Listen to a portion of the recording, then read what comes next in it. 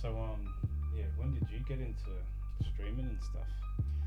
Streaming? Was it mostly what's the name, from your acting that you couldn't really do that anymore, and then you went, No, I'm gonna do this? completely separate actually. Yeah, cool. So I last year when COVID and all that was hitting, at home bored, and my housemate kept sending me clips to TikTok videos, and I'd always refused to go near that. No, that's a kid's app. I'm not touching that. Yeah. But then he ended up getting me hooked. And so after a couple of months on there, I ended up finding a creator on there called Jade Lou, who's English. And from seeing her TikToks and becoming a fan, I joined her Discord community. Yeah, right. And she's also a Twitch streamer. So I ended up going onto her streams, and it was from being in her community and watching her stream and that sort of stuff for I think about 4 months. And I upgraded my computer setup in that last year with my tax return, and that's when the realization is I've got the gear there. Why don't I stream? And I was talking to her about it, and she's like, "Yeah, just do it. See how it feels." And that. So I did a test run beginning of October last year, just to see how it was, get technical stuff out of the way. Enjoyed it, and then started streaming every night for 2-3 hours for months. I think I did that for about 5 months straight. Because I was stuck at home. It was then at the beginning of October that my left leg decided to give out on me as well as my right. So basically could barely walk in that. Yeah. And I needed something to do because I couldn't leave the house. So yeah, started streaming. But yeah, that and acting have been completely separate. All right. Yeah, so you were doing acting before that. Yeah. And what sort of got you into that? Like, what have you sort of just liked? I don't know, entertaining people, making people laugh and all that sort of stuff, or is it, oh, I can do that sort of thing, like seeing people doing it and you're like, well, I reckon I could do that. Sort of what sort of made you get into that? Originally, it was because I wanted to get into voice acting because I love video games, and I'm like, I would love to be able to voice characters in it, like the great Nolan North and Troy Baker. But I never actually tried doing it. Like, I never did drama in school and that sort of stuff. I always did like putting on voices and all that sort of stuff and annoying my friends and family. Yeah. And then in 2017, I can remember I'd been going past this place that was obviously an acting agency for many years when I was working in the city. And then one day I'm just like, you know what, I'll just give them, send them an email, see if they do represent voice actors, and if not, if they can direct me to someone, maybe let me know what I need to do. They actually said, why don't you come in and word with us? So went in, had a sit down, went through different stuff with them. They were asking, why was I interested in that sort of stuff. They ended up giving me a scene to learn over the week and then come back to see how I would do with it. And it was the genie's sort of intro scene from Aladdin, the cartoon version. The scene preceding You Ain't Never Had a Friend Like Me, where Genie's like basically doing all those impersonations and all that sort of stuff. And I managed to majorly learn it, despite the fact I'd never learned scripts or anything like that. Did it for them in my own version with the voices and that. They liked it, saw potential, so signed me up. Got me to get photos done for some reason, despite the fact I hadn't had any training yet. So they signed me up to training sessions, photos, and that sort of stuff. And I willingly did it. I'm like, yeah, why not? And it's gotten me somewhat. But yeah, it was basically, I was kind of a bit bored and just figured one day, why not try it? And love it now. I'm very passionate about it. Yeah, right. Yeah, cool. So, have you been able to sort of, what's it been like at the moment for that sort of stuff in Australia? Oh, well, since you sort of got into it, really, have you been able to get to classes and all that sort of stuff with the, COVID and whatnot? I haven't been to class much, unfortunately. since last October. I managed to start going back earlier in the year, and then I had further leg issues and that. And then since the hospital trip, I haven't been able to get back. Like, this is the furthest I've driven in about 2 months since I was last in the office. Okay.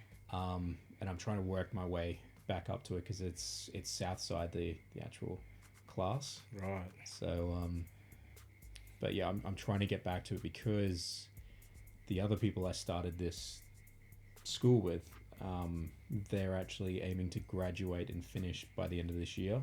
And that's been 3 years straight working on this. Mm-hmm. And now that I've had this issue, I'm not going to be graduating with them. Yeah, I'm going to be in there with new people that are brought up to advanced from the beginners and intermediates class. And so I'm going to get to work with them until I graduate, once I manage to get it back there. So Okay. yeah. But slowly getting back there, getting movement going. And well, yeah, you're saying you had the compression, socks and stuff like that. Yeah. How long do you have to wear those for? Uh, And when was that after? Was that like before or after you had surgery? You started wearing them? I didn't have surgery. It was, Right. I went into hospital because I had chest pains. Oh, no, like, 4 years. Oh, so that's like linked. totally... Oh, okay. Yeah. So, Right. yeah, I went in with chest pains 3 days after having my first COVID vaccination. So, Okay. was slightly freaking out. Like, I didn't think it had anything to do with that, but it was still worrying because this was pain I'd never had before. Yeah. And I stupidly slept on it, thinking it would be fine in the morning. Mm-hmm. It didn't. So I called an ambulance, got them to check me out. They took me to Caboolture Hospital. Originally, they thought I had myocarditis brought on by the vaccine, which would just mean there'd be a slight infection in the heart wall after a CAT scan. No, not a CAT scan. Some sort of scan. I can't remember what one. One where they inject dye into you. Oh, okay. Can't think of the name of it. I can't think of the name of it, but basically that's when they saw a heap of clots in my lungs, especially one big one that was rubbing up against the heart wall. And over the next couple of days, I found out that not only did I have a pulmonary embolism, all the clots, but I also had deep vein thrombosis. So that the clots started in my leg and worked their way up. Okay. And that's why I've got to wear the compression stocking, because my leg keeps swelling up. Yeah. Oh. So I'm on blood thinners because of that, to make it so that no more clots form, but I don't know how long I'm going to be on that for. Could be for life. And the compression stocking is until my leg settles down.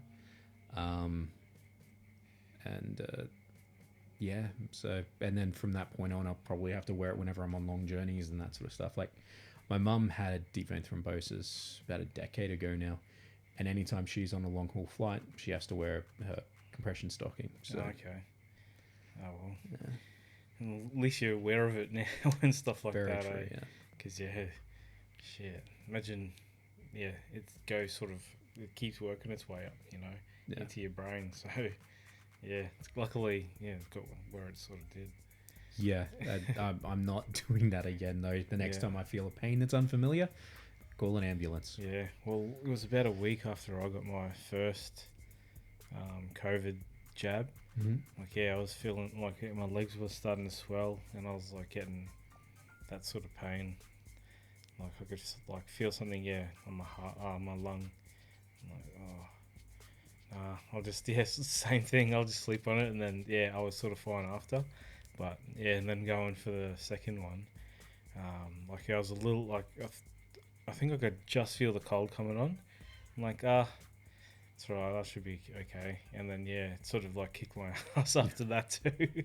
They're like, do you feel any symptoms of a cold? Nah, I'm good. Jeez. See, that's what I was expecting, because that's what I kept hearing. It's not the first jab of Pfizer that kicks your ass, it's the second one. Mm-hmm. Second one, I had a sore arm for about 2 days, and that was it. Yeah, right. No other side effects at all. Yeah, I had a sore arm for about 5, and then I think about 2 to 3 days. About down, but just energy down. It wasn't like kicking my ass really. It was just like but it may have just been that cold too that actually caught. But just bad timing, I suppose. Yeah. Yeah. Oh yeah. So yeah. What like with your streaming gear and stuff like that? So like yeah, what have you gotten so far? Like equipment wise. Yeah. I've got just like a $60 webcam, which does the trick. Two Elgato key lights. One's a stand one, and the other one clips to the desk. All right. And is slightly bigger than the other one. That one I bought ages ago though for use in self tapes for auditions and that. Mm-hmm. What else? I've got an Elgato HD60S Plus. I think that's what it's called. Capture card or capture device. All right. What else do I have? I've got a collapsible green screen, which is pretty cool and useful. So have you learned how to use all the software to do all that sort of gear? Yes and no. So right. Still trial and error. Pretty much, yeah. Yeah. Yeah. So I still have errors with it all the time. Like I tried using the PS5 on stream on Monday night for the first time because I wanted to go back and start playing the Uncharted trilogy again. Right. Because the trailer for the new film sort of got me hyped. I'm like, oh, I want to play those games again. I spent about 45 minutes trying to get it to work and not understanding why the audio wasn't coming through. Because it had been about 6 months or so since I last used the PS5 on stream. All right. And I remembered about half an hour later, there's just one setting that I needed to change, and then it would be fine. So, oh. You live and you learn. Yeah. So it will bloody. So you had no audio for that stream. For that, for the gameplay, yeah. Yeah, right. So they could hear me and my frustration, but yeah, couldn't hear the game. So I never actually started playing it because I kept trying to troubleshoot it and then gave up. Yeah. 45 minutes and I'm like, I'll work it out offline. I'll get it working for the next night, and then and half an hour later I remembered. Yep, just need to go to sounds, reactivate. Yeah. All right. What are your favorite sort of streams to do? Or which game is sort of best? I don't know. It just depends because it's got to both interest me and the viewers. Mm-hmm. But like we've had some special streams, me and the community. Like at one stage we had a Minecraft wedding between two dudes. But as far as I'm aware, I had never actually met in reality. It was like just a fun stream that I ended up turning into a YouTube video and putting like wedding music and all that sort of stuff to it. Yeah, right. But that was so much fun. Like we spent half the time laughing our asses off. But I also do once a month I do a reading stream. And I'm currently reading Harry Potter and the Chamber of Secrets. So originally it was a charity stream from December last year, where I said if we reached a certain amount, I would read Harry Potter and the Philosopher's Stone for 3 hours or something like that for a full stream. And it ended up being that enjoyable or that enjoyed that I made it a regular thing. Yeah, cool. And so now we're to the point where we've completed that book. And I think about 8 chapters into the second book. Mm-hmm. And then I also do just chatting stream once a month as well. All right. Where I've got to try and come up with topics and that sort of stuff. So, which is usually fun. And I've currently organising another charity stream for the end of this month.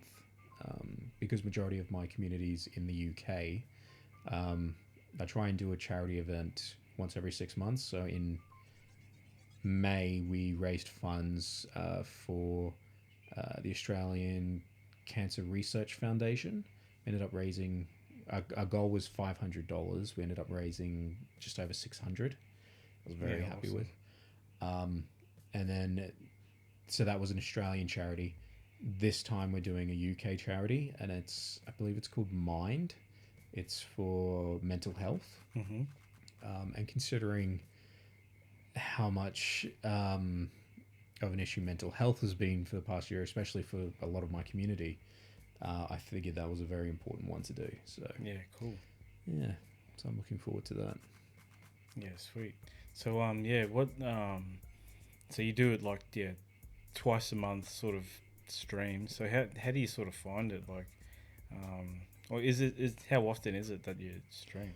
I try and stream 4 nights a week. Oh right, yeah, cool. I, Bit more than the 2 a month. That oh I yeah, that was gathered. just there were just specials. The last Wednesday of the month and the first Wednesday of the month are those two specials. Oh, okay. Otherwise, it's usually just gaming. Yeah, right. Sunday's a social stream where I play games with the community, which as of late's just been Phasmophobia, which is so much fun. What's that? It's like a ghost hunting one where you have all this equipment, you go to a haunted house, you need to try and identify what the ghost is, and you've got certain other objectives. But the ghost can hunt and kill you. So you're trying to identify what it is, complete the other objectives, and get out whilst still living. All right. So it's a lot of fun and very freaky. Yeah.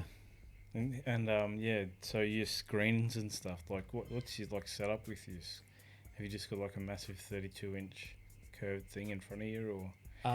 Yes, but that's not all. So, all right. I think it's a 32-inch monitor. Actually, it's an Asus 1440p gaming monitor, which is like big, curved as you said. And then I've also got a secondary monitor, which is 4K Samsung, I think, monitor. I don't know. I don't pay too much attention to it. Yeah, right. But yeah, and the unfortunate thing is that the Elgato capture device I've got won't output to 1440p. It's got to be 1080 or 4K. Yeah, right. So I can't use my big monitor when I'm using that. Mm-hmm. So that's why I've got that secondary monitor, is that I can pass the Elgato through to that. All right. Which is a headache, but and it took me a little while to work out because there's only like one of Elgato's capture cards that will actually output to 1440p, and I'm not willing to spend $700-800 for it. Mm-hmm. So, yeah. Okay. So because I'm sort of new to the videoing sort of stuff as well. So I'm just trying to like do my editing and just try and download the PDFs and then try and do something. I'm like, oh, how do I do this? Yeah, just try and use it how I think a manual should be used. But then I'm like, oh, still don't know how to do half of the stuff. I feel like I'm just like scratching the surface in this these last few months, So, have you tried like all those effects and all that sort of stuff? Or is yours mostly just live streaming and like just letting it go, or do you just do YouTube uploads and stuff more?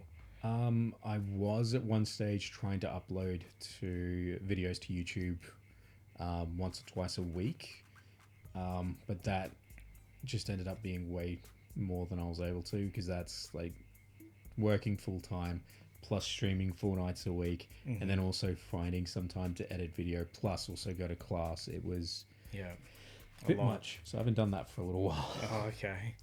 Yeah, right. But like I try and make use of the effects in that in the stream. So like I purchased what's it called, streaming background and all that sort of stuff, to try and make it look a bit more unique. So I've got like a starting stream, a screen, a finishing screen, a chatting screen, and that sort of stuff, and then certain boxes that fit that same design for like around the webcam and that sort of stuff. All right. But like there's still some things that escape me. Like for some reason, the hosting notification comes up beautifully, but none of the others do. So when it comes to someone following or subscribing or anything like that, I need to pay attention to a certain panel in Streamlabs, because it's not going to show up on stream, or the sound isn't going to go off and it's not going to show up on the actual display. Yeah, right. Oh, okay.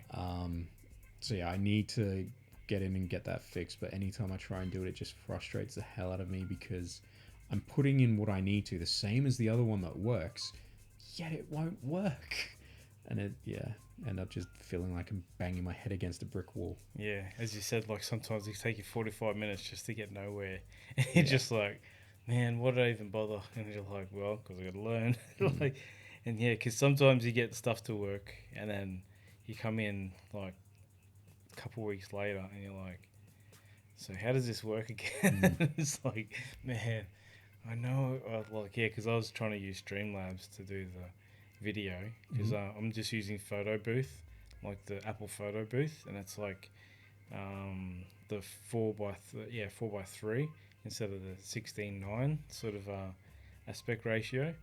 So I have to sort of manipulate the cutout a lot, but whatever. Okay. But so I was able to like use it a couple of weeks ago and then jump on it today. I'm like, I'll just go back to Photo Booth. That's fair. Yeah, I did. Sometimes you need a reminder. Too much not using something. It's like that with work. Oh, if I haven't installed a certain program before and I'm not used to its quirks, or I've forgotten its quirks, then it's like a shock to the system when I go to try and do it again. Yeah, man. Yeah, because there's with any sort of software, it's like, if it doesn't update, sometimes they like refresh your cache or whatever. You're like, why? Why did you even do that? Now I got to remember the bloody passwords and shit. Yeah. But so what sort of so you do IT as a job? What got you into that? I always wanted to, despite having no qualifications for it. And I spent the first 7 years when I'd gotten a real job. Like I spent the first 3 years out of school being a tradie and hated it. Yeah, right. Purely because I couldn't be asked finding a job of my own, and that's what my dad and my brother did. So they dragged me to work with them. What was that? Tiling. Oh, right. Could explain why I've got stuffed knees. Yeah.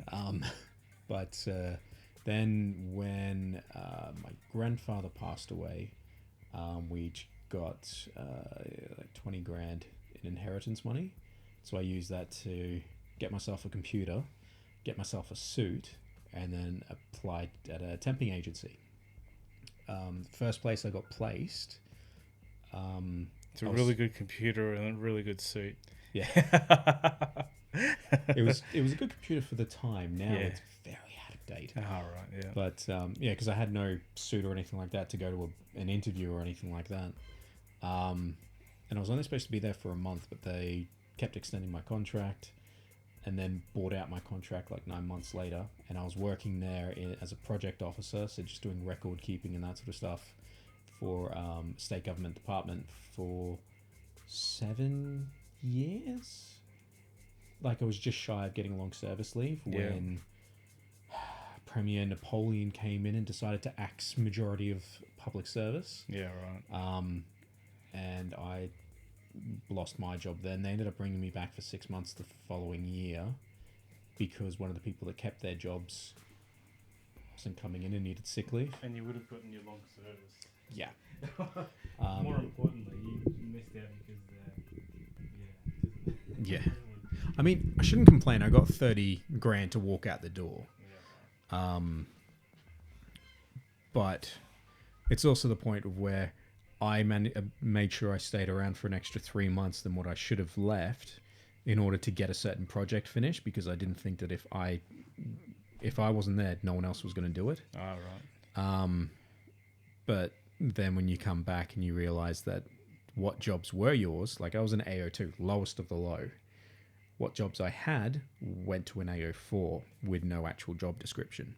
So in order for them to save money, they got rid of the cheapest person who at one stage was acting as 4 different AO3s, yes, because they'd were either on leave or sick. So I was acting as all of them, and competently as well, to the point where I realized that it was cheaper to scrap the plans for getting catering in Toowoomba for an info session there, because this was just after the 2011 floods, and legislation around dam safety and all that had changed. And so they were doing info sessions at different key places around the state. And I realized that instead of getting catering there, it would be cheaper if I went there with the 2 engineers that were going there for the info talk, with our actual coffee maker and our own provisions and biscuits and that, and set that up for them. Like, it costs nothing. I'm getting paid anyway. We already got the equipment, rather than spending $200 to $300 for very like crap catering. Yeah, right. So despite doing all that, they kept an AO4, which roughly would be, I don't know, an extra 20 grand a year than what I was on, and gave her my lowly jobs, which was literally collecting mail, that sort of stuff. But yeah, that all ended up being for the good. Like, I act like I'm complaining now, but really it's tongue in cheek. Whether would I have still been happy if I was still there? And I spent about 9 months unemployed after that 6-month session, and I was actually that desperate finding a job at that one point that I was actually I had organized an interview to sign up with the reserves. I'm a pacifist, going to sign up with the reserves because I'm that desperate for work. Yeah, right. And trying to wonder whether it's okay to lie to just forget the fact that I'm a pacifist to sign up as well. But I never actually got to that, because a week before I was supposed to go for that interview, I went for an impromptu interview with a public trustee of Queensland, just to be on their admin area, and that it was my record keeping background that got me in the door. And the job was supposed to be, half record keeping, half IT, but they were down an IT person, so I sat there, and then the original person, because they had 2 level 1s there, the other person on the help desk, he ended up leaving, so I couldn't move to record keeping, so I got to stay there. And it was basically like that for, I think I was there for 2 and a bit years. And then they were starting to restructure and all that, and decided to get rid of the level 1s, and which sucked, because I honestly loved working there. Like, some of the people were trash to deal with. Like, I had one woman screaming at me down the phone because she misfilled in a staff movement form. Like, I'm trying to help her with it. I could have just put on it rejected and sent it back to her, whereas I'm trying to get it fixed, and yet she screams at me. But like, that team made it worth working there. They were awesome people. And then, yeah, I applied for one of the level 2 help desk roles. Didn't get it, but my interview skills had actually improved then, because back when I was at that 6-month stint, that was the first job interview I'd ever actually had. Yeah, right. So I'd been in the workforce for a good decade, and that was my first proper job interview. Didn't get it, but yeah, they went with someone external. But yeah, my interview skills had improved, because it was whilst I was at the PT that I started doing acting. So not only had that built my self-confidence, it allowed me to act like I'm confident. Yeah, right. And then I think after my contract there ended, because as I said, they were getting rid of level 1s, I think I was unemployed for about a week before starting it. So, which was really good, because I was worried I was going to be unemployed for like weeks and that. And I ended up, I had kept applying for jobs before my contract had ended, and I'd completely forgotten what they were. And then one day I got a call up from HR. They're like, "Oh, we're wondering if you could come in for an interview." And I'm like, "Oh, okay, yeah, sure thing. Where is this again?" Albert, never heard of it. Yeah, me neither, really. I'd completely forgotten I'd submitted for it, but yeah, no, it was really good timing though. So, and I found out that there was 2 people that got interviewed for the role. The other person actually had qualifications. I didn't. I just had 2 and a bit years on an IT help desk. Yeah. And what I got told, this was several months after the interview, was the thing that got me through the door was the fact that they asked both of us the exact same questions, and one of them was, say, none of the other IT guys were there. The MD is in the middle of an important conference, but the conference equipment isn't working. What would you do? And the other guy apparently just said, well, I don't know that equipment, so yeah, I don't know really. And just sat there, and they moved on. Like, okay. Me, I'm like, well, I'm not familiar with this equipment, but I got up, like, from the desk where we were sitting, and I start looking at it, and I'm like, yeah, I guess first thing would be, switch it off, switch it on, completely unplug it all, make sure there's no issues with the cords, plug it back in, and that, see if there's another free meeting room, maybe shift him into there if that one's working. And it was the fact that I actually got up and started looking at it and that sort of stuff. That's what beat me up from the other guy. Yeah, right. So, yeah, that was really nice and build up. So to hear that, but now I've been here for 3.5 years, which has just flown by. COVID helped, since it's 2 years in lockdown. Pretty much. Is that really how long it's been going? Yeah, right. Yeah, you're in.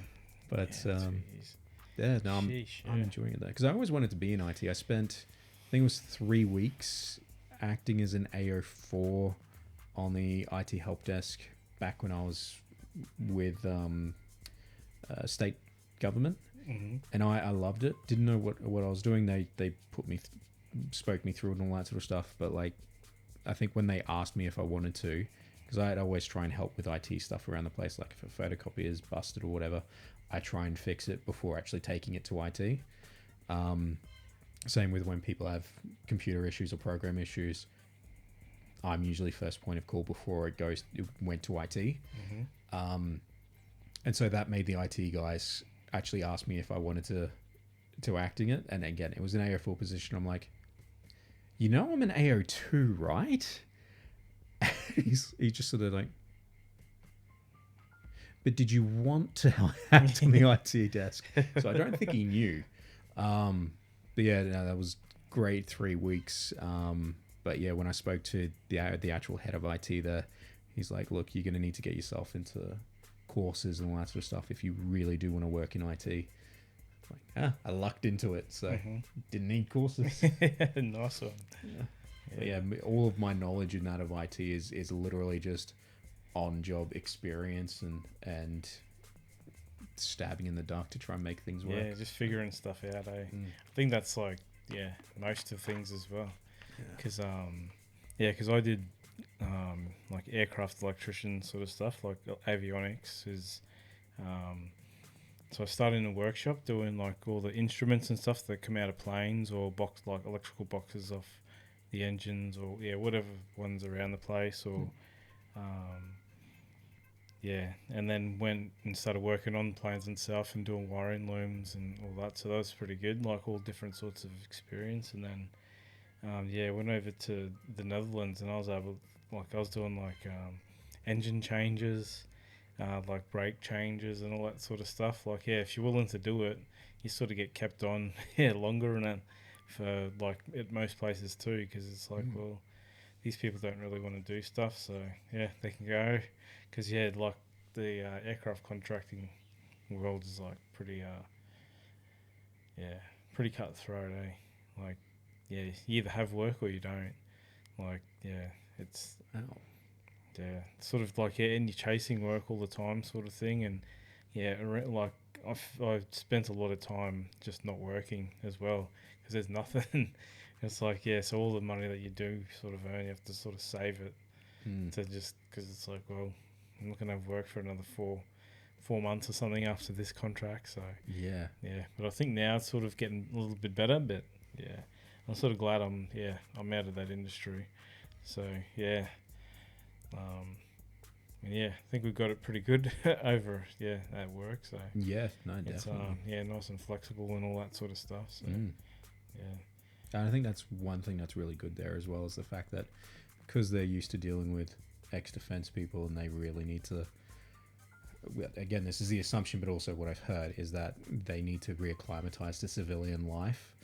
So I think that's why they're so flexible on it, is the fact that it helps them reacclimatize themselves. Mm-hmm. And it's surprising how encouraging they are about people's side projects as well.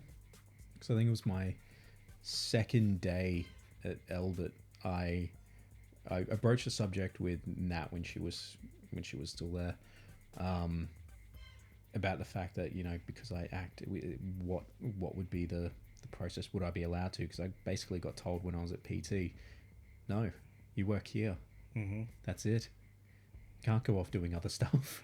If it's on weekends, sure, or after hours, sure. But I mean, what feature films and that sort of stuff don't shoot during the week. Yeah. But I ended up getting a email from the head of HR my second day there, basically blanket approval. If I ever need to go off and do that stuff, just apply for the leave, and it's all sweet. So, yeah, right. Which is good. Yeah, nice one.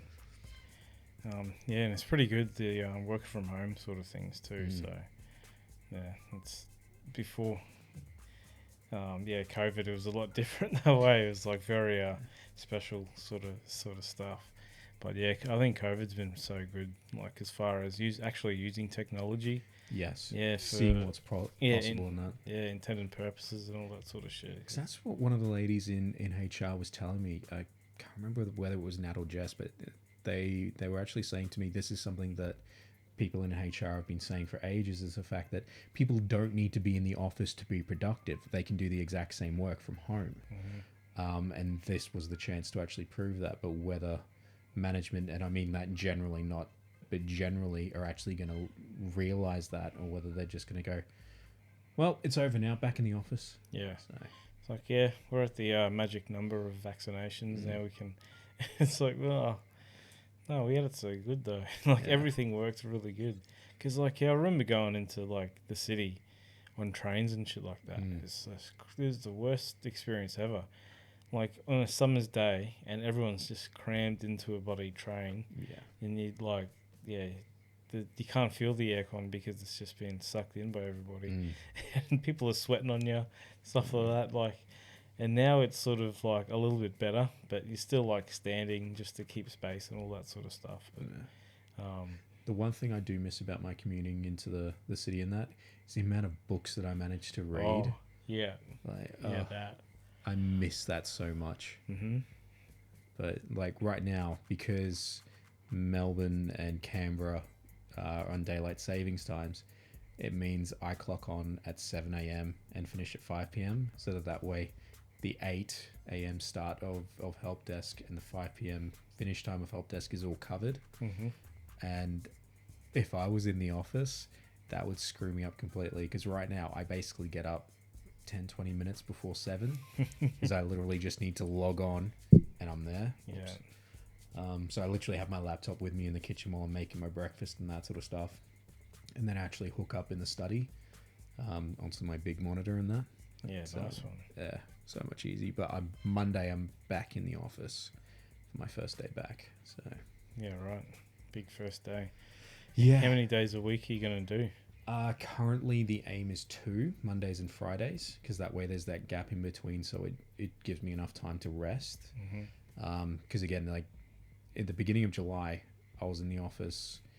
I had just had a week off, and then Sean was having the week off for leave, because he very rarely takes leave, so he definitely deserved it. So I was trying to be in as much as possible that week to pick up the slack.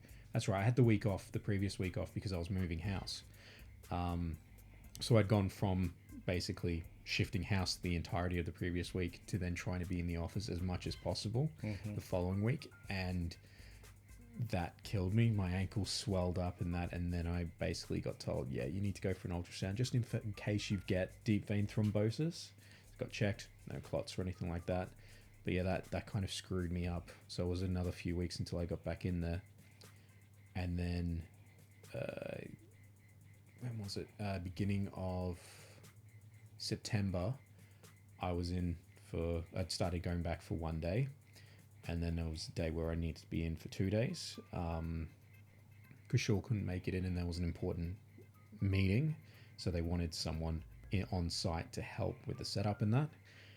So I'm like, oh, yeah, no worries, I'll be there. Very next day, my ankle blew up again, and because I got it checked last time and it was fine, I ignored it this time. Deep vein thrombosis. Damn. Yeah. Damn. So it's just unfortunate, but yeah, I need to not overdo it, because that seems to be the thing. I start to get on a good level of things, getting better and all that sort of stuff, and then just slightly overdo it, and then I'm back at square one. So yeah, trying to do it easy, build myself back up. Yeah, right. But yeah, so like, what sort of got you into wanting to do streaming sort of thing? Was Boredom. Yeah. I mean, I tried doing. I know we sort of covered it, and you sort of like built yourself into it from our thing, but like from like a kid, like did you like, what sort of entertainment did you like and all that sort of stuff? So was it the usual like Simpsons, Futurama sort of? Yeah. Right. That sort of stuff. Yeah, definitely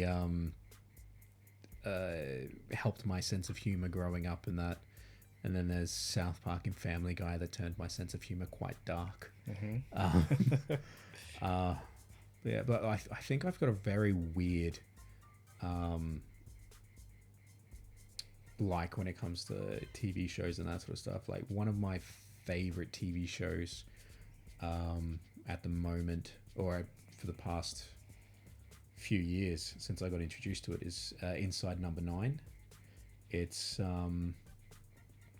I don't know if you've ever heard of League of Gentlemen, a British comedy that's quite I've weird. heard of it, yeah. So two of the guys from that ended up then going to do a series called Psychoville. And then once that finished, they started doing Inside Number 9. Inside Number 9 is a... what's the word? What's the word for a show where the stories don't actually relate to each other? Like it's just a sitcom sort of thing? No, it's kind of like how American Horror Story, each season is technically unrelated to the one previous. There are slight connections. I can't remember what the name of that is. Yeah, right. Anyway, every single episode is its own self-contained story in Inside Number 9. The cast is different every time, except for the two guys that write it. They're always in it in some capacity, whether one or both of them are the main characters in it, or they're side characters and you barely see them. But others, you recognise heaps of British actors and that sort of stuff that show up in it. Yeah, right. And they've always got this amazing twist in them. But each episode could span different genres. Like there's sci-fi ones, there's drama ones, there's just humorous ones, there's sad ones. There's horror ones, but the twists always just take it to that nth degree, and I love their writing. Okay. But yeah, like that's kind of gone into what I try and write as well. But I don't know when it comes to streaming. Like I've been playing video games my entire life. Yeah. I can still remember like getting whooped by my brother on Mortal Kombat on the Mega Drive back in the day. And yeah, the banter and stuff that you sort of have when you're playing games as well. Like, I don't know, you're trying to put each other off, but it's still just like fun sort of thing. So yeah, I think that's probably like the fun of it all as well, because you're like, well, you can, like with streamers and stuff, like you can see them trying to interact as if you were them sort of thing as well. Like, because yeah, it's like really kicking off, like as you were saying, with all the podcasting and stuff like that. People have jobs just setting up studios for like heaps of people to use, so like there's there's opportunity in every sort of aspect. So as you were saying, you like write scripts and all that sort of stuff. So is that for just like movie scenes and stuff like that, or like TikTok scenes, or ones that I write? Yeah. Depends. Like I've come up, I don't really write scripts when it comes to TikTok stuff. I basically just wing it, which usually ends up fun. Like I ended up confusing and annoying quite a few Australians by pretending to be an American trying Vegemite for the first time. Yeah, and instead of smearing it like people do, I took a spoon, like Nutella. took it in there, and ate it like that. And like see people screaming in the comments like, no! But and then it comes to the end where I'm like, yeah, I'm actually Australian. I'm going to suffer for doing that later. But then there's other things, like I've got a few skit ideas I want to do just to throw up on YouTube for the, shits and giggles.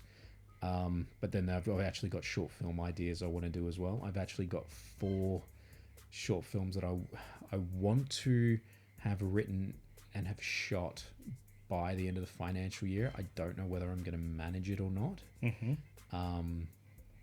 But they're all separate stories as well. So like I've got one where it's 2 brothers that don't really get on, despite the older one doesn't realize it, but the younger one basically, what's the word?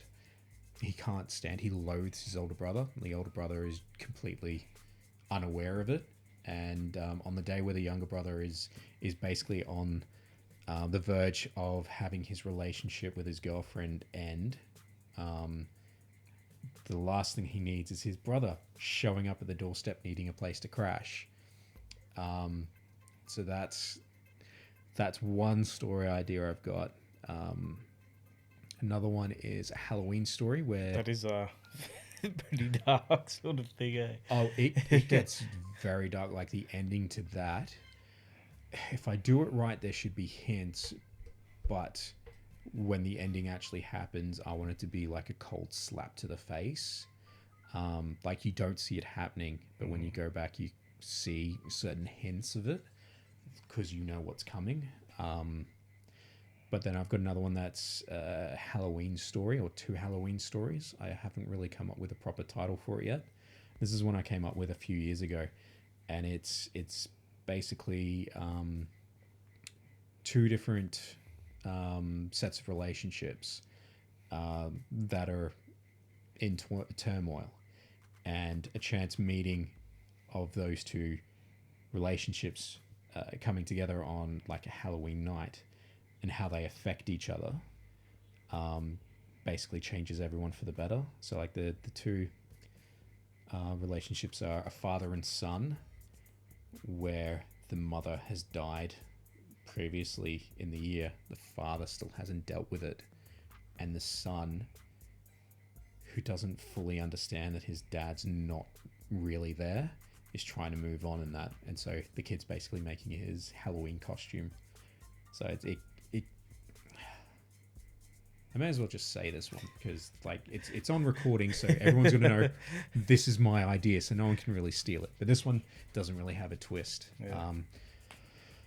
So the idea for it is you've got 2 stories that encompass the month of October.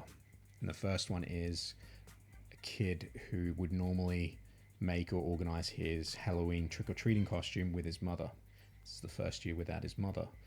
And so he tries to get his dad to help him with it. The dad basically tears it up. He's like, no, that's stupid.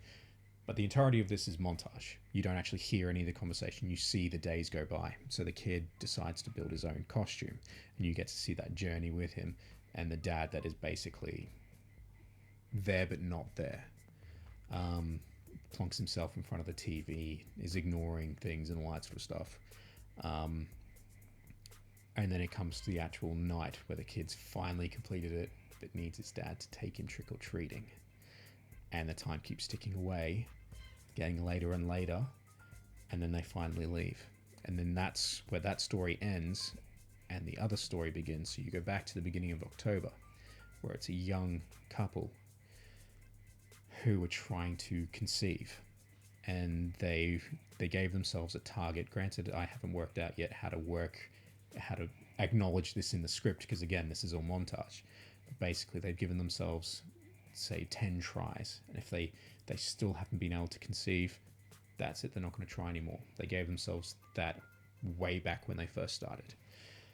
It's the last time, and they go and get I can't really remember. As I was writing the treatment for this, I researched it and all, so I could get the timing and everything right. So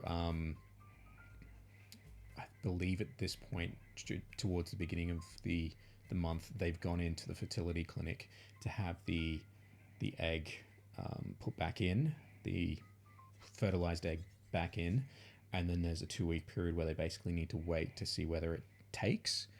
And you see them carrying on with their lives, and then the 2-week time comes, and it didn't work. And you just start to see their relationship devolve into being upset, then getting angry at each other, and then basically not even acknowledging each other's existence in the house. And then it comes to Halloween night, where it's almost time to basically shut off the porch light because it's getting too late. And that's when he hears some people coming. And he figures it sounds like they need him to keep the light on. So basically, they've been walking up the street, the father and son. The lights have been going off. So he's never actually gotten to the door to actually get some lollies. And then the sound actually starts when the two meet. So the young man answers the door to the father and his son, and he basically has this interaction with the kid saying, "Oh, wow, your costume's incredible. Did you make it yourself?" and all this sort of stuff. The kid's like, yeah, I did, and that. And then the guy's like, "Look, I probably shouldn't have all these chocolates for myself, so I'm just going to pour them all into your bag. Can this be our secret? Yeah? Because I can't eat them," and that sort of stuff. And the kid's like, "Oh, yeah." So it means if the kids doesn't go into any other houses, then that'd be great. And the young man's basically getting this interaction. He's now never gonna have it of his own with his own son. So he stands up whilst he's having this interaction with the son. The father looks in and he actually sees the guy's missus, and he can tell something's not right there. And then when the guy stands up and their eyes lock, they actually see the other one has what they're missing. And they try to basically convey to the other, you need to enjoy what you've got, because once it's gone, that's it. Mm-hmm. And in doing that, again, I need to get the script right in order to convey this properly, but they end up helping and fixing each other. Mm-hmm. And and then they shake hands and whatever, and they realize that this change has occurred inside themselves whilst they've been trying to urge the other one to never let go of what it is they've got. And so as the father and son walk off, you can see that there's this change in the father as well. The father's like, "You know what? Let's go get ice cream," that sort of stuff. And he actually takes his son's hand there and they walk off. And as the young man sees this happen, closes the door, turns off the light, walks down the hallway to his missus. Sorry, I get emotional. Yeah. Because again, I'm picturing this in my head. And basically, without her even realizing, he just wraps his arms around her, kisses her and that. And I think that's where that's going to end. Originally, I had a different idea of basically he stops her, kisses her and says, "Let's adopt." But I think it's a bit more profound for him to just enjoy being there with her instead. Mm-hmm. So yeah, that's that's one story I really want to do. And I have two amazing actors already lined up to play the young couple. Two streamers as well, actually. Streamers and actors. Yeah, right. Gabby Carbon and Reagan Warner. Yeah, sorry. I cry in Avengers films, so of course, just talking about a story that I'm writing is enough to get me emotional. No, definitely. No, it's definitely good storyline, and and especially the sound not coming on until they get to the gate or whatever, and then you can hear them walk in. I think what I want to do is, because you are with the kid for his journey, I kind of want to get a playful violin sound, like obviously scoring what's going on in it. So when he has that interaction with his dad, where his dad tears up the catalogs for costumes and that, you see a bit of a drop in the sound there, but as the kid's going, it picks up on that. And then when it turns to the young couple, a cello playing over that. And then as the thing ends and you see the changes between the two, have both those instruments playing at the same time, but in a much happier tone. Mm-hmm. But again, I'd need to find people that can actually play those instruments in that. Yeah. So that's my peak short film that I want to do. The other two were, one is, I think I'm calling it A New Friend, and it's basically about these again, two brothers in a library, and the younger one's convinced himself, I'm going to get myself a new best friend today. A new friend, not only a new friend, a best friend. And basically that interaction. I won't speak too much on that one.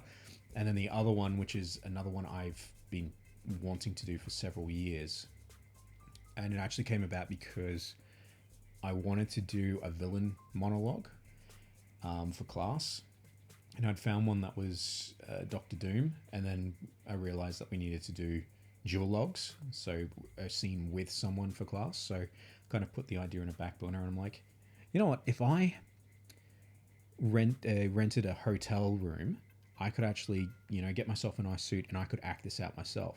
And then as time went on, I'm like, if I'm going to that much effort, why am I using someone else's script? Why don't I do my own? And that's where the idea for this came about, where it's literally just going to be me in a hotel room talking to a camera, but it's an interrogation. And originally it was going to be 6 10-minute episodes, but from talking with the guys from Cracker Milk, who again was helping me with my writing in that, he actually suggested making it a short film, because that way you can condense that amount of story into, say, 15-20 minutes and make it a lot more poignant, instead of having people having to come back and try and drag out the story that long and keep people interested. If it's the one short film, that means once they've started, keep them hooked the entire time, and there is no end and wait for a week or something like that. Mm-hmm. So yeah, I'm looking forward to shooting that as well. That one's called The Brute, and it's basically an interrogation. So the entire thing is shot from the person being interrogated's point of view. Yeah, can't wait to shoot that one too. Yeah, cool. And you need a hotel room for that. You can't set your room at home up. I could, but I like the idea of using a hotel rooms and the view from outside as well. Oh, right. So like I'm planning on doing that like in the city, so hopefully can have like a nice city view from the window. Did you like so one the of contrast is like there's life out there, and in here it's like tortured to death. Yeah, pretty much. Yeah. But like one of the first questions they get asked in it is, why this city? And basically he goes into the spiel of like, you could have gone anywhere, Bora Bora, Canada, anywhere, and you choose Brisbane. Yeah, so that was another reason for it, but just depends what I end up working into the script, because again, it was an idea where I had basically 6 episodes lined up with a different thing for each. Now I'm compressing it down into 20 minutes, and I haven't managed to sit down there and write it properly. I've got a new treatment, but treatment doesn't include any of the dialogue or anything like that. Could those 6 episodes be turned into scenes, like making? So yeah, it's 3 of them. Yeah, so it'll be condensed down. So everything that was accomplished in those 6 episodes will be accomplished within the 20 minutes. Yeah, right. That's pretty crazy. Yeah, but staying on point then, and if I do well with that, that's part 1 of a series that I want to do. So see what happens. But yeah, hopefully. The only problem is that stuff I'm gonna have to fund myself. So that's why currently I'm trying to lose weight, because being smaller will mean cast in more roles, which will then mean more money for me to then roll into my personal projects, which means they can get made. But yeah, got to concentrate on actually getting fit first. So. Well, yeah, moving is half the battle. Yeah, once you start rolling, you probably get right. So yeah, That's what I'm hoping. Mm. And it's good that I've got people that I can rely on. So like the Cracker Milk boys, they've actually, well, I'll say he because I've only spoken to one of them. He's basically said that, yeah, if I want the things to be shot professionally and look really good, like despite the fact that they're just doing skits for YouTube, they're immaculate. They look like they're heavily produced features. Yeah, right.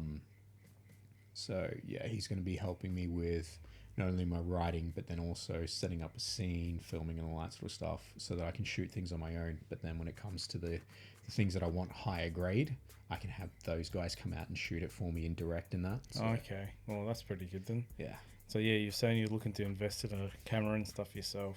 yeah, But yeah, so yeah, do your scenes with that, and then get them to do like the better ones, I suppose. Yeah, because I was even looking at getting like this like a studio sort of cinema camera sort of thing as well, and you can get them in like a compact sort of like a compact size as well. You don't like need like the massive one, so it's you can get good gear for that. But yeah, I think I have to upgrade my storage. I got like a 2 terabyte SSD. I'm like, oh, that'll do me for a bit. And I'm like, yeah, fills up fast. Yeah, I'm like, god damn. Yeah. I think I got to go like the 10. Yeah, I know that feeling. Yeah. Yeah. So what like hard drives and stuff do you use? Do you use like a full external like swappable sort of thing, or? Not really. So I've got, when I was building my PC, I have a I believe it's a 2 terabyte SSD, where I've got the operating system installed on, but then I've also got a 10 terabyte a hard disk, and that I use for storage and that sort of stuff.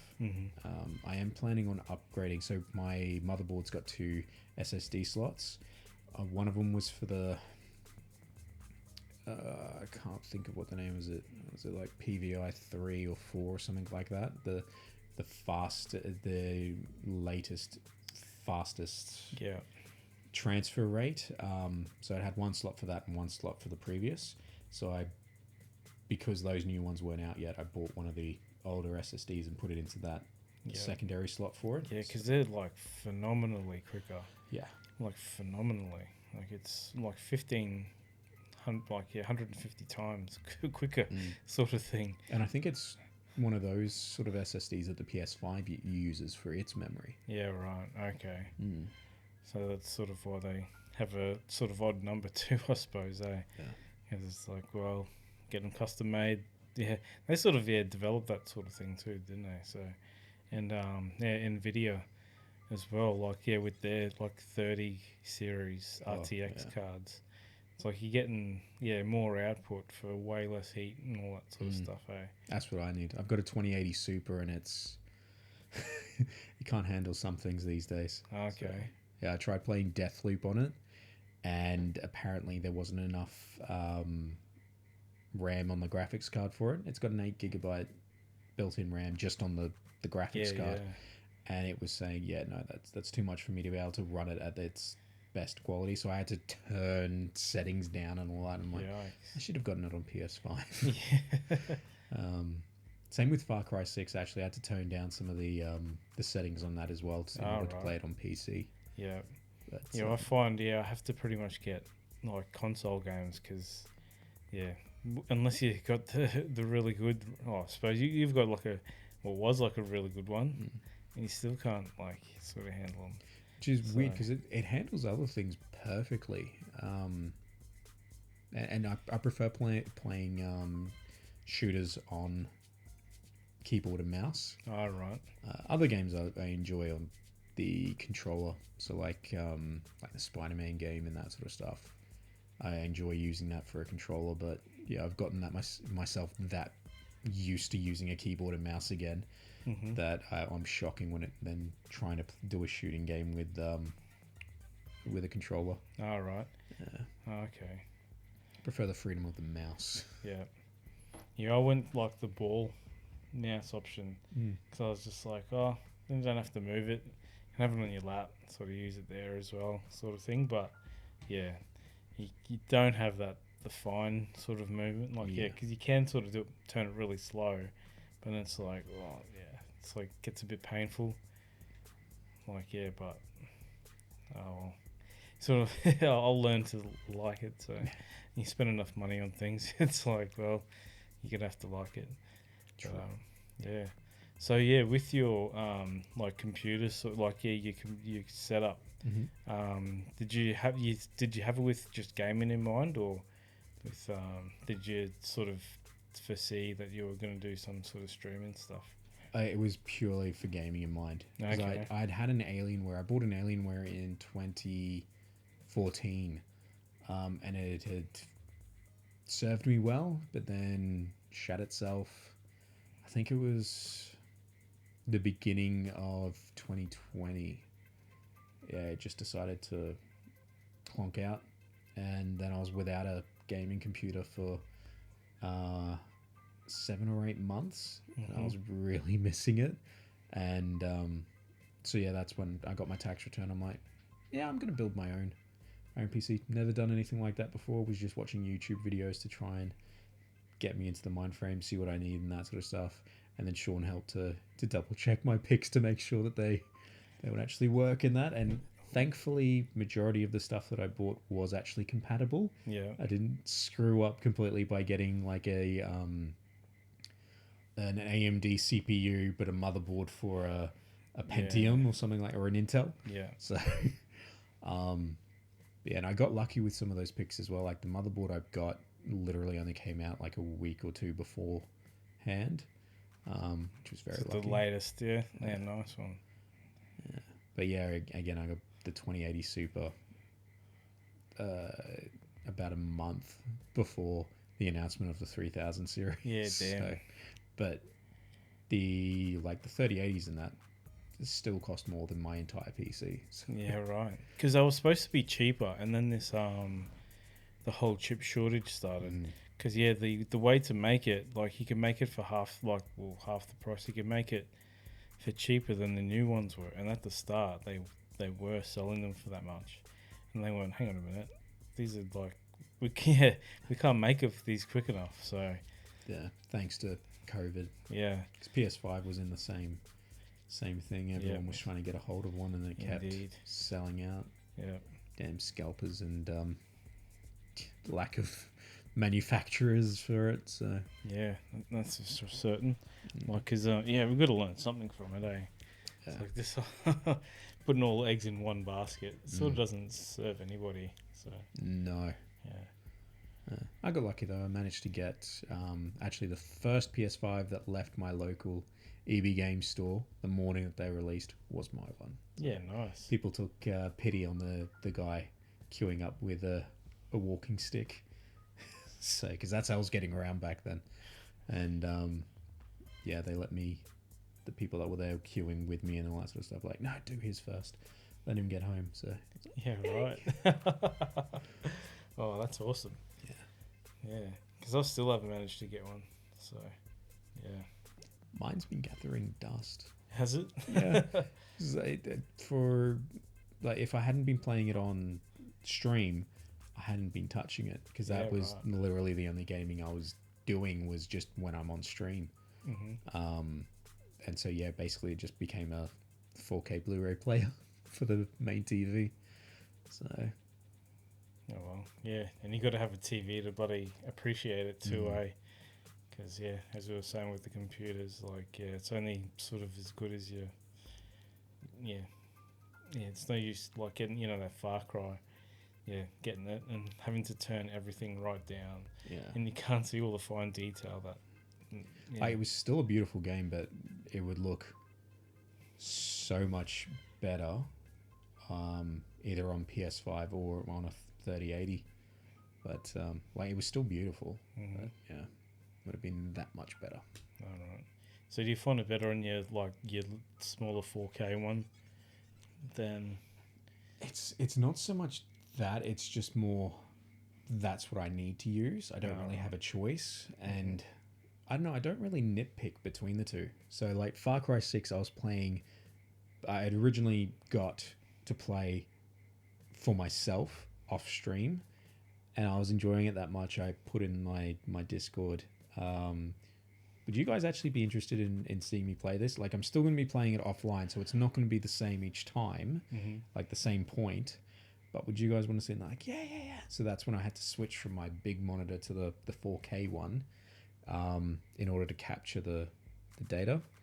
Because unfortunately, my computer doesn't like gaming and streaming at the same time. I keep dropping frames. Oh, right. So what I do is I stream from my laptop, my gaming laptop, and then use the Elgato to capture the data coming from my PC to the 4K monitor, send that data through to the laptop to stream out. Yeah, right. So, which is a weird way about it. But again, if I had a better graphics card, then I probably wouldn't need to do that. But yeah, just basically doing with what I need to now. Yeah, but when you're playing high spec games and stuff like that too, then Yeah. that makes a difference. If you were just playing Minecraft, then I'm sure it'd handle it. The worst game for it that I've found though is Phasmophobia.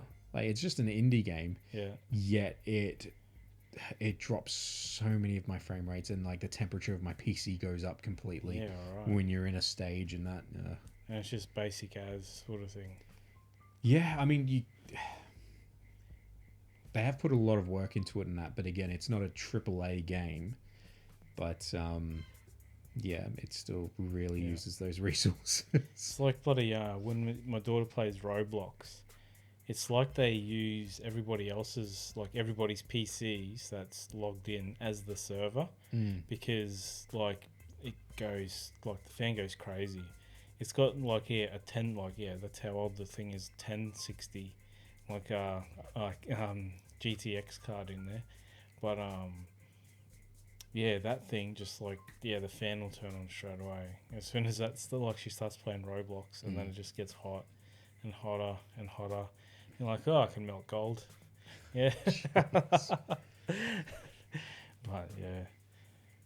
Half of my computer's problem though is that the PC case I got was out of ignorance. Airflow was shocking. Oh, right. So like exiting air, it's great. It's just mesh on top and at the back. But the actual intake is a window that big. Yeah, right. There's 3 fans there that you can attach, but it's literally just that at the bottom. Like, not enough air getting in. So I'm hopefully getting a new case soon that will actually fix that. You can't just drill holes in it or something? I mean, you could, but like I literally got this one because it looked pretty and it had like LEDs and all that, and it's like shocking. Someone else will buy it. It's pretty. I'm planning on using it as like a backup computer, so like one that I can use maybe to just like edit videos and that sort of stuff on, because I want to change the case plus change the graphics card when I can afford 3000 series one, and then put those spare bits into the old case, and then slowly build that with like slightly cheaper innards, so that way I can use that one to edit things on.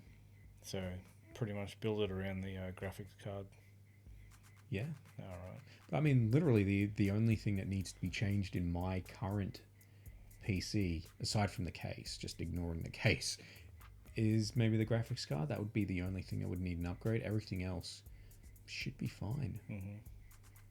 What about a higher K screen? There's 8Ks now. Those are 10. I think those 30s do that. I kept looking at the ultra wide monitors, like the ones Samsung put out, and that. I'm like, oh, I could do with one of them. But now I'm thinking, why? Yeah, because I was even for here. I'm like, well, I'm not sure if this one is thing. Maybe I should get like 224s. And I'm like, oh, I might just get like a portable one, stick down here as well. Yeah. Because using like all the the mixers and all that sort of stuff is way more handy when it's not on the same bloody screen. Or you could get a mixer that is a USB plug-in. Like a proper flicking things in that. Yeah. So that's what I've been looking at as well. Like, I don't need it, but it'd be nice. Yeah. All right. Well, I've got like a little Akai MPC. Yeah, I think like this mini sort of like keyboard with all the pads and all that sort of stuff in there. So I wonder if you can sort of use those, because it's pretty much the same gear. It's just the connection and the software. So yeah, it's bloody gear. Like there's just so much to it all, eh? Yeah. Well, it's becoming that much of a market. JB Hi-Fi's website actually has content creator as a category now. Yeah, right. So, Wow.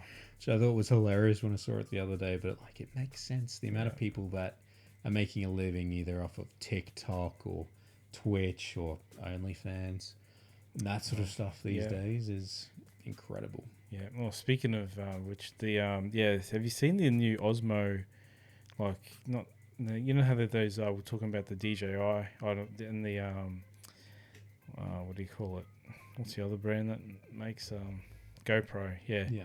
They're like action cams. Yeah, Osmo came out with a new one. They're like it's pretty much a square, and it's like the action cam, and then you can attach another like square to it to like as the forward facing camera, or this thing you can just put. It's magnetized. You can like just stick on anything that's like you can stick it, like a magnet will stick to, and you just use it sort of thing. Be good for a hood dash cam. Yeah. Oh, and they've also it's like for the action thing, like like they were using it to stuck it on like the outside of a helicopter, and flying around and that sort of thing. And it also comes with wireless, like this wireless mic setup. Yeah, you just hook it onto the bottom of that, and you got like 2 microphones you can use like direct into there. Like there's like cool. There's all these like setups that you can you don't need too much money to really get started. Like you can take the hard route where you get all like microphones and all that sort of stuff, or you can just go USB sort of stuff, and webcams and whatever. So I was just like, I'm just gonna buy anything that's 4K sort of things. I was just like, all right, just go up, so I don't have to like muck around. But then it's like you run into the computer problem of when you're doing the editing, you can't your graphics card just can't keep up. So you're just like oh crap. So I'll just do it now, see what it looks like when I pump it out later. So it's all learning though, it's so good to be learning new stuff because as I say, I'm doing like working on planes for all that, and then now doing tech writing. It's like, getting sort of bored of that too. Start learning something else, and then work is just like work, and it's not there to be the new thing, and to be learning. So, but it helps it. Keep everything moving. Keep that money coming in, so you can learn. So, with your merch and all that sort of stuff. Like, how do you go about sort of designing, doing that sort of stuff, or what to put it on? Like, well, the actual emotes themselves, I got a English-based artist to do them. I've actually done 2 batches now of them, and she does great work. Konichi is her handle for like I don't know if she does YouTube actually, but for like Twitch and Instagram and that, and she does incredible. Again, she did the emotes for Jadaloo, so that's how I knew she was, and that's how I contacted her for them. But she does my little guy in a suit. From the based on the music video I was in last year, using that as like a basis for my Twitch, not really persona, but more like the channel theme. Because I'm not wearing a suit while streaming. That's just not in Queensland. Sometimes just there in a singlet and that. Hell yeah. It's just pretty like, much, yeah. But, because, before too long we'll be sitting in here sweating. Like, just pretty glad it's a nice or cool night, I suppose, Yeah. It's 27 degrees. Last week I was very cool tempted to take the work laptop into the TV room, sit on the couch and stick the aircon on. It was that hot in my study. Yeah, right. So, not looking forward to that. Is yours the same sort of thing? Yeah, like my one's like aircon's there, and that's the only one in the house. And just trying to like get it in the rest, it's like, nah, it's so crap. Yeah. It's in the worst spot. Mine's exactly like that. Yeah. It is Oh, fortunately just outside the my main bedroom, which means it does somewhat come in there. But again, it's a small unit, so it's not going to get very far. Mm. Okay. Yeah. But yeah, the emotes, I got her to do them up, and then like the original thing. So the actual merch I get done up is through Streamlabs. So I pay for a premium thing through Streamlabs that gives you an extra things, including the merch store, and then they have basic products that you can then just put designs on. So there's some. Originally, all I did was dropping the emotes onto like plain t-shirts, and that was it. Very very simple. But since then, I've started doing up designs on Canva to then copy over onto the shirts, like save them as transparent background designs, and then put them on through the Streamlabs thing onto the merch and that. Right. That's been a fun little thing to learn. Granted, I haven't bought any of my own merch for a very long time, but I still wear my my mask with my angry emote on. That's cool to walk around in. People like. It's yeah, I haven't done up any new merch for a little while as well. It's what's the name? Yeah, I got one of your Welcome to the Boss Level shirts, and the missus and kids are always like, "Is that just you on your shirt?" I'm like, "No, it's not me. Look, it's not me." Bald and bearded, any guy could wear it. Exactly. They match that. Yeah. Like, I mean, then again, if you looked at me, you wouldn't think it was me either, because like this has just gone wild, and I haven't shaved my head for a while. I'm trying to get the psoriasis under control. Yeah, right. The latest ones that I've gotten are Nodding Boss, because I have this joke with one of the English girls in the UK. She basically had me adopt her, so she's my Discord daughter. And I had this joke of like, what is the most unaffectionate way to greet someone that's supposed to be part of your family? And it was Nod's daughter.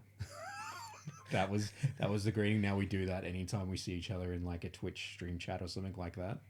And so I got myself a emote of me nodding, so I could put that in different places. Yeah, nice. Yeah, that's cool.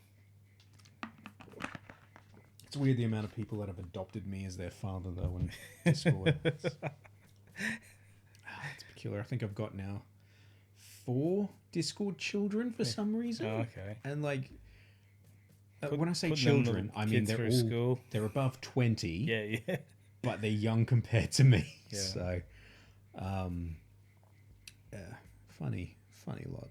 That's one thing I also love about the community, and having joined Jade Lou's community, is the fact the amount of amazing people I've met in it. Because I've now got mates in America, UK. Like I've got several different places I need to go in the UK when I finally get over there to actually meet all these amazing people. Yeah, awesome. It's it's great. Yeah, cool. So is that like the best part of your like streaming and stuff? Just the people you meet and like followers you get and all that sort of stuff, and yeah, I think so. Like these are people I've never met, because again they're on the other side of the planet. Yeah. Yet and especially during COVID, right? Like you can't well, some people can't even leave their house and all that sort of stuff. So that was one thing I made sure. So on Christmas Day, I made sure I was home early enough to stream, like from my family Christmas lunch, and I made sure I was home early enough so that I could stream, because majority of the community in UK were in lockdown still, so they couldn't get to go see their family. So I did a Christmas stream so that we could all spend time together. I think they appreciated that. That was fun. Yeah.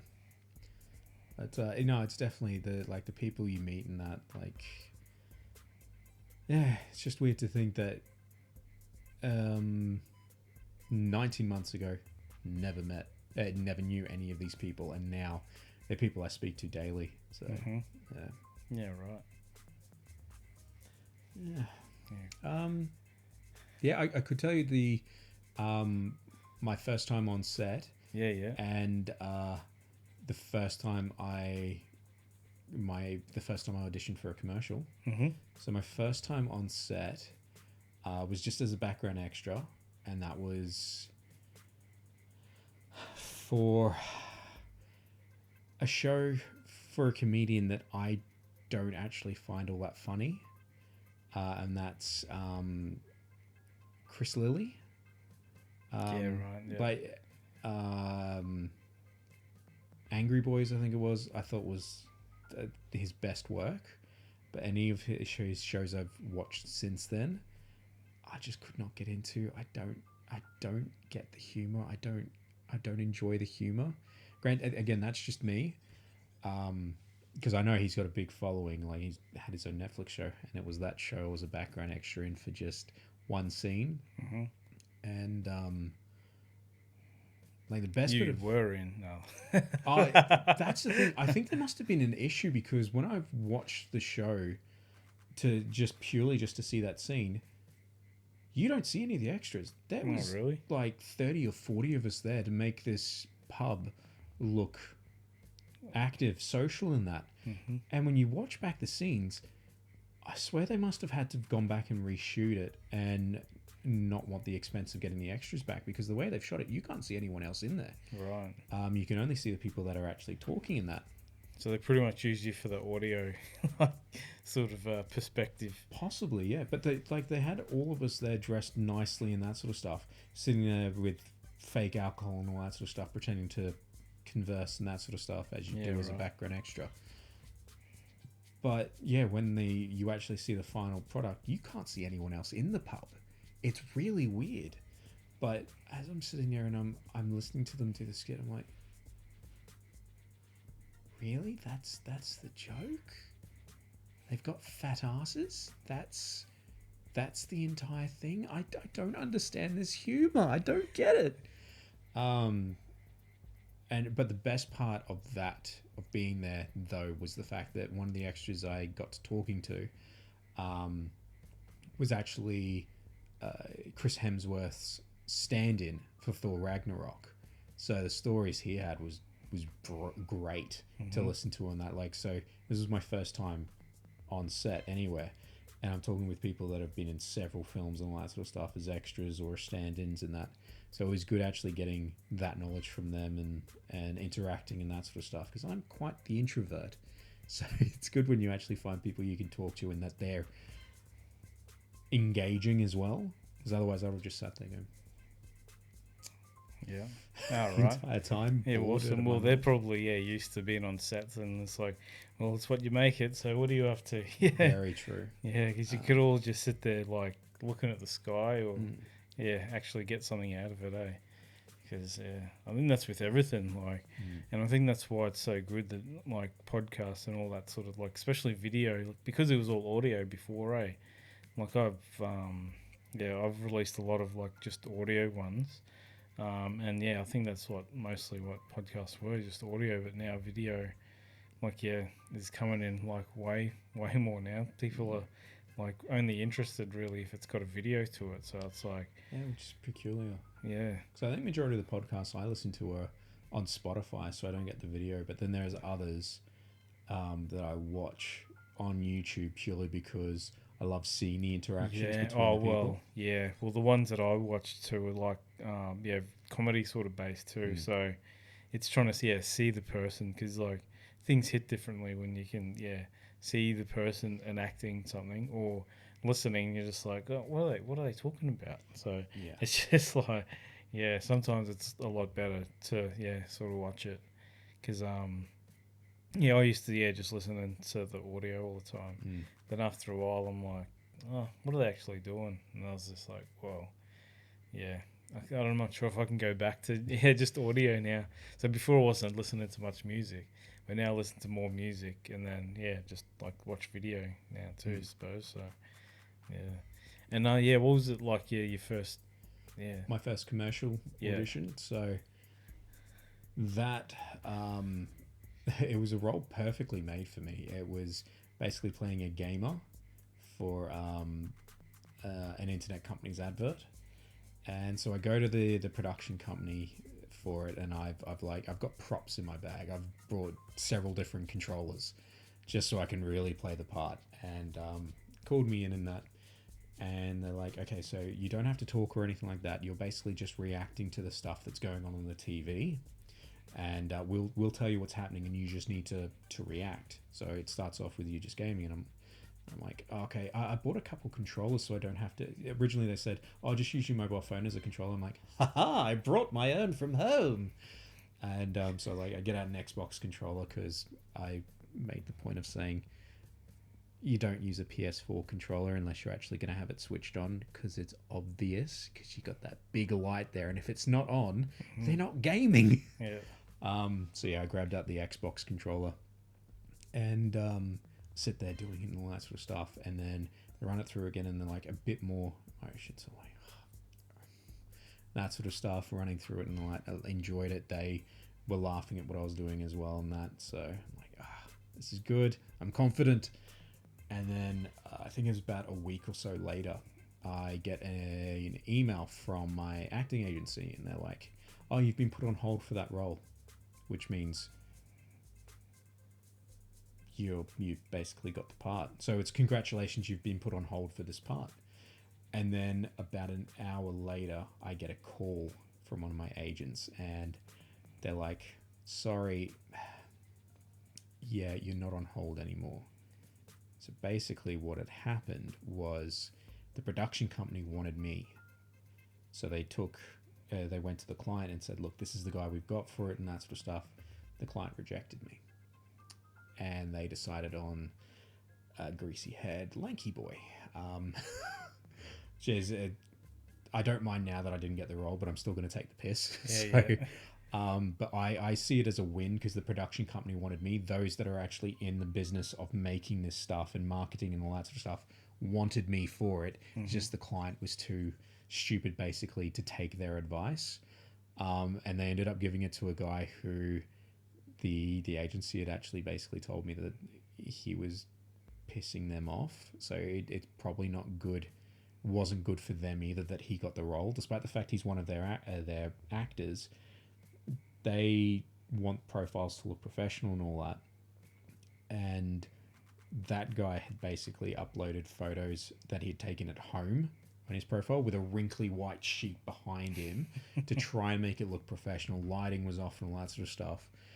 Granted, this is stuff I probably shouldn't know, because when I'd go there, I'd basically just sit and chat with the agents and just have a good time, watch them do their work, despite the fact that we're also working on my stuff and that. Always loved working with them.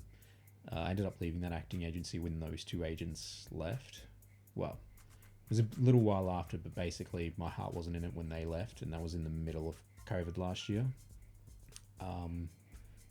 And one of them ended up starting his own acting agency like a long while after that, because he realized he's got those contacts, he's got those skills, why not do it himself? Mm-hmm. Especially when he's got actors he trusts and that sort of stuff, and actors that trust him. So I signed up with him.